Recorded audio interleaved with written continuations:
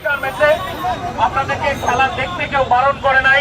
1 number গেটের পাশে booth open আছে, সারাদিন ওপেন থাকবে। টিকিট করবেন, বছরের ভিতরে গিয়ে খেলা দেখবেন। গ্যালারি ফাঁকা আছে, গ্যালারিতে বসার ব্যবস্থা করে দেওয়া হবে। কিন্তু কোন স্টুডেন্ট কার্ড দিয়ে বিসিবি ফ্রি এন্ট্রি দেয় নাই। দিস ইজ আ পরিষ্কার মেসেজ। আপনারা আমাদেরকে কাজ করতে সহায়তা করেন, আই বিলিভ এখানে কোনো সমস্যা হবে না। সামনে বলে যাই, বাংলাদেশের খেলা যদি কেউ দেখতে আসছো, এরা সবাই স্বৈরাচারের লোক, সবাই স্বৈরাচারের লোক।